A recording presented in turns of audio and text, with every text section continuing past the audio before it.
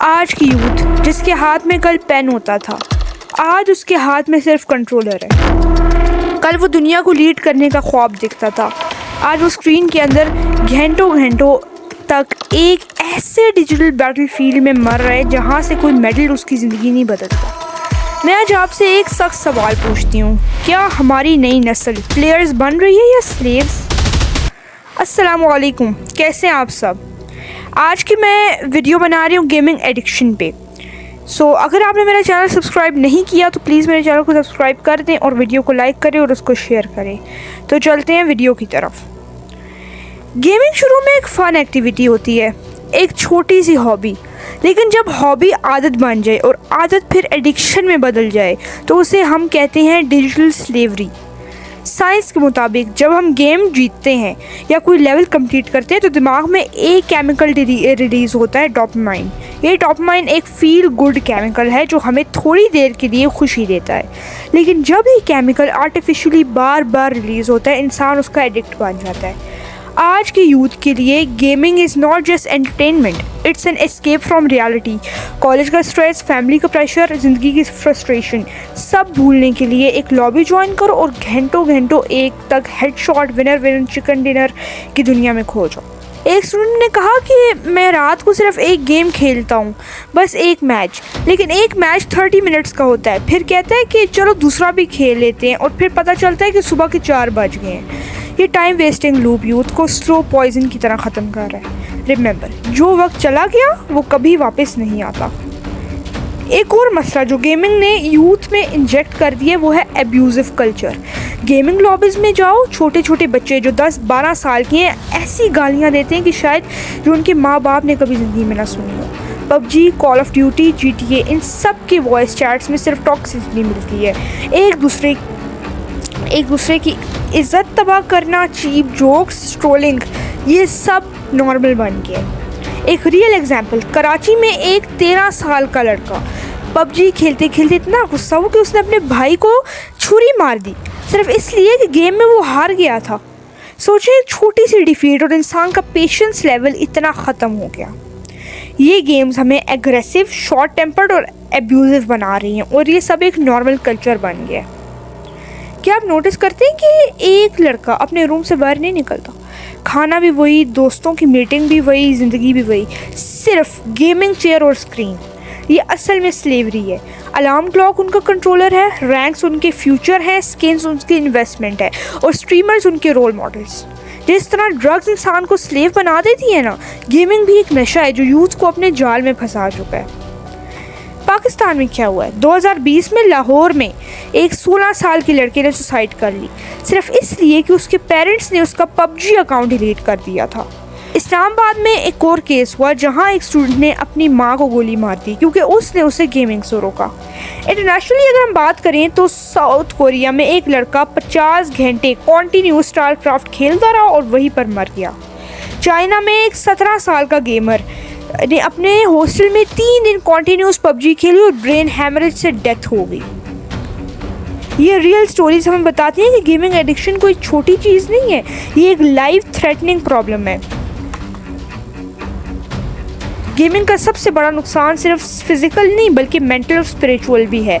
Youth अपने parents से दूर हो रहे हैं, उनके अंदर टॉलरेंस और पेशेंस ख़त्म हो रहा है। डिप्रेशन, एंजाइटी और लोनलीनेस बढ़ रही है और सबसे डेंजरस, उनके दिल से अल्लाह का जिक्र, कुरान की सोच और नमाज की इंपॉर्टेंस निकल रही है।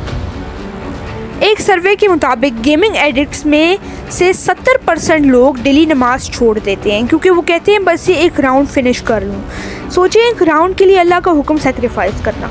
ये साबित करता है कि गेमिंग सिर्फ एक एडिक्शन नहीं, एक ईमान किलर भी बन रही है। सोचिए, 10 साल बाद जब आज का गेमर 30 साल का होगा तो उसके पास क्या होगा? ना डिग्री वैल्यूएबल होगी, ना कोई स्किल होगी, ना मेंटल हेल्थ होगी। उसके पास सिर्फ एक रिकॉर्ड होगा, मैं डायमंड, कॉन्करर या इमॉर्टल रैंक था। लेकिन दुनिया उसे सिर्फ एक लूज़र कहेगी क्योंकि रियलिटी में गेमिंग रैंक्स किसी को जॉब नहीं देती, किसी को इज़्ज़त नहीं देती और किसी को मखलूक के लिए फ़ायदा नहीं देती। इससे फिजिकल हेल्थ को क्या डैमेज होता है? Back pain, neck pain, weak eye sight, obesity. Doctors ने कहा कि गेमिंग एडिक्शन से कंप्यूटर विजन सिंड्रोम होता है, जिसमें आंखें जलती हैं, सर दर्द होता है और आई साइट जल्दी ख़राब हो जाती है। Sleep cycle destroyed. यूथ रात भर गेम्स खेलते हैं और सुबह कॉलेज स्कूल में नींद में होते हैं। ये ज़ॉम्बी लाइफस्टाइल बन रहा है। फैमिली रिलेशनशिप्स डिस्ट्रॉय हो जाते हैं। जिस तरह माँ आवाज़ देती है, बेटा खाना खा लो, आगे बेटा कहते हैं माँ एक और मैच, बाप कहते हैं बेटा बुक्स उठाओ, बेटा कहते हैं अभी बिजी हूँ। रिजल्ट, पेरेंट्स हर्ट होते हैं और घर में इमोशनल गैप बढ़ता रहता है। एक माँ के दर्द भरा इंटरव्यू था लाहौर में। मेरा बेटा दिन रात सिर्फ पबजी खेलता था, वो मुझे इग्नोर करता था, आज वो मेरे पास जिंदा नहीं है। एक सर्वे के मुताबिक पाकिस्तान में जो स्टूडेंट्स रोज़ 4+ आवर्स गेमिंग खेलते हैं गेम्स, उनकी एवरेज ग्रेड्स 40% से नीचे गिर जाती है। यूथ के पास असाइनमेंट्स कंप्लीट करने का टाइम नहीं होता, लेकिन 6 घंटे का रैंक पुश इजीली मिल जाता है। टीचर्स कंप्लेन करते हैं कि स्टूडेंट अब कंसंट्रेट नहीं करते क्योंकि उनका ब्रेन हमेशा फास्ट पेस्ड गेमिंग विजुअल्स के आदी बन चुका है। फाइनेंशियल लॉस भी बहुत होता है। स्किन्स, बैटल पासेस, लूट बॉक्सेस, यूसी डायमंड्स। यूथ अपने माँ बाप का पैसा इन वर्चुअल चीज़ों पे उड़ा देती है। कराची में एक केस है जहाँ एक 14 साल का बच्चा था जिसने अपने माँ बाप के 2 लाख रुपए मोबाइल गेमिंग पे वेस्ट कर दिए। ये कंपनीज डेलिबरेटली एडिक्शन क्रिएट करती हैं ताकि आप पैसा लगाओ, ये एक ट्रैप है। ड्रग्स और गेमिंग दोनों में एक ही चीज़ कॉमन है, डोपामाइन एडिक्शन। ड्रग्स इंसान को फिजिकल नुकसान देती है, गेमिंग एडिक्शन इंसान को मेंटल और स्पिरिचुअल नुकसान देती है। दोनों का रिजल्ट एक ही, वेस्टेड लाइफ। इससे सोशल आइसोलेशन भी होती है। यूथ अपने फ्रेंड्स, रिलेटिव्स और सोसाइटी से कट ऑफ हो रहे हैं। रियल गैदरिंग्स कम हो गई हैं और सिर्फ डिस्कॉर्ड और गेमिंग चैट्स रह गई हैं। ये एक फेक सोशल सर्कल है जिसमें असली दोस्ती और असली रिश्ते नहीं होते। हर एक घंटा जो गेम में वेस्ट होता है, उस घंटे में कोई स्किल सीख सकते थे। Graphic designing, coding, video editing, freelancing, business, Quran और दीन का इल्म, लेकिन ये सब मिस हो जाता है और यूथ कहता है मैं कॉन्करर हूँ। इस्लाम में वक्त सबसे बड़ी इमानत है। कुरान कहता है वल अस्र इन्नल इंसान लफ़ी खुस्र, by time surely mankind is in loss.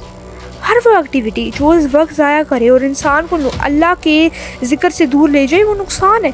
Gaming addiction youth को सिर्फ दुनिया ही नहीं आखिरत में भी फेल कर रही है।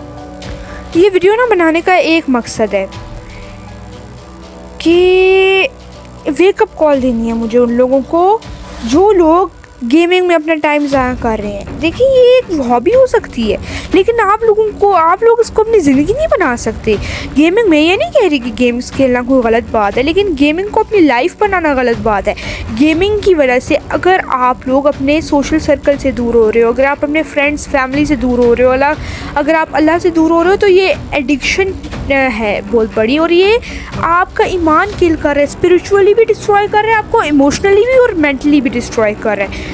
तो इस चीज़ों से आप ज़रा दूर ही रहें। मैं इस यूथ को ये कहना चाहती हूँ कि जिस वक्त आप गेम में घूम रहे हो, उस वक्त को आपकी माँ आपके लिए दुआओं में आपके लिए रो रही है। जिस वक्त आप कंट्रोलर दबा रहे हो, उस वक्त आपके फादर जो है आपके लिए रोज़गार तलाश करते करते थक जाते हैं। और जिस वक्त आप लॉबी में गालियाँ दे रहे होते हो ना, उस वक्त आपका रब आपको नमाज के लिए बुला रहा होता है। आज की यूथ अगर अपना वक्त गेम पे लगाएगी तो कल का पाकिस्तान सिर्फ स्पेक्टेटर्स का मुल्क बनेगा, लीडर्स का नहीं। आज हम एडिक्शन से ज़्यादा आज अपने एडिक्शन से आज़ादी लें, वरना कल आपकी ज़िंदगी की सारी आज़ादी आपसे छीन ली जाएगी। ये वीडियो उन सब के लिए जो अभी भी समझते हैं कि बस एक गेम है। ये बस एक गेम नहीं है, ये आपकी ज़िंदगी के 10, 20, 30 साल खा जाने वाले एक साइलेंट पॉइजन है। गेम से निकलकर ज़िंदगी में जीतना सीखो, वरना ज़िंदगी आपको हमेशा से हरा देगी। ये थी आज की वीडियो। आपको मिलते हैं अलग नेक्स्ट वीडियो में। तब तक के लिए अल्लाह हाफिज़, जज़ाकल्लाहुल खैर।